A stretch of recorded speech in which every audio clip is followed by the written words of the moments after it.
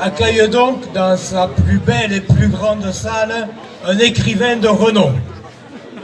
Essayez, quand vous vous appelez la CIMAD par exemple, d'avoir une salle pour diffuser un film, et là vous apprécierez le sens de l'égalité appliqué par le maire de cette commune.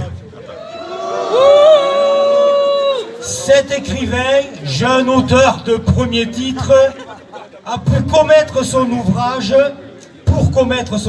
disposer du temps libre que lui laisse son mandat de député européen, puisque là-bas, pas besoin de pointer pour être payé. Le RN sait d'ailleurs très bien utiliser cette institution, jonglant à merveille entre emploi fictif et député furtif. En fait, peut-être vaut-il mieux qu'il n'y aille pas au Parlement, car la dernière fois qu'il s'y est présenté, c'était pour alléger les devoirs des grandes entreprises à déclarer, alors seulement déclarer, leur impact social et environnemental. Ces dernières législatures, qu'elles soient européennes ou nationales, ont pu mettre en lumière l'imposture sociale du Rassemblement national. Augmentation du SMIC, ils sont contre. Blocage des prix et suppression de la TVA sur les produits de première nécessité, ils sont contre. Indexation des salaires sur les prix, ils sont contre. Taxe Zuckman, ils sont contre. Impôt sur la fortune, ils sont contre.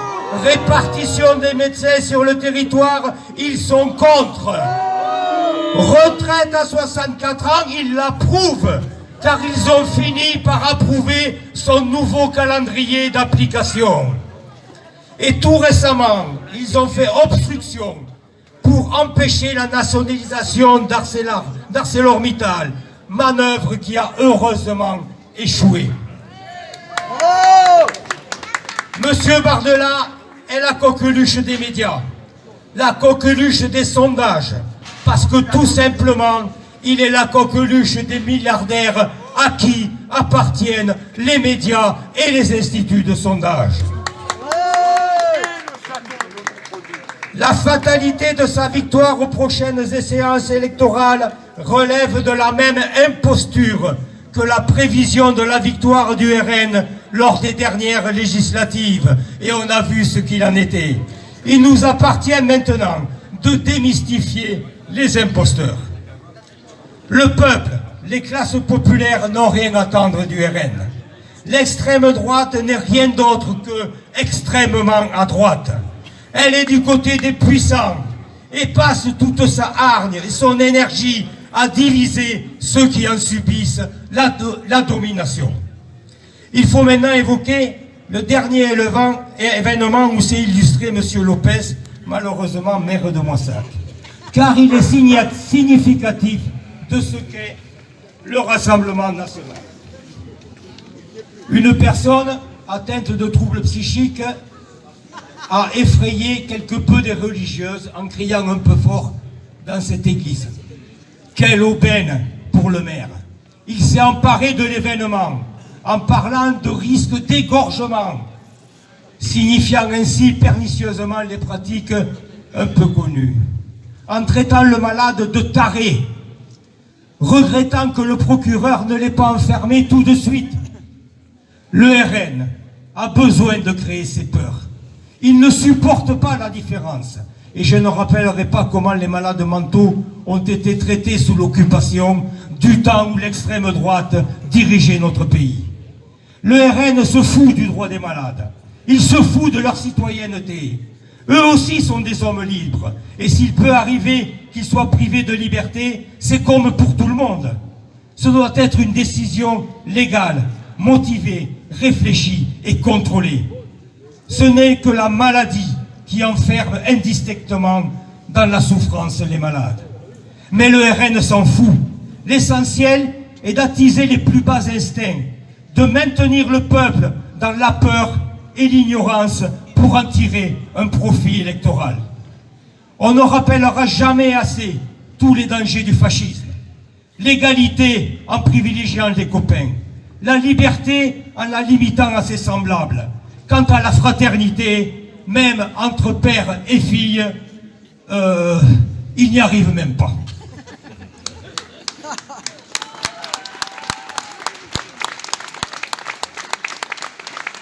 Si ce combat est plus que nécessaire, il ne saurait être suffisant.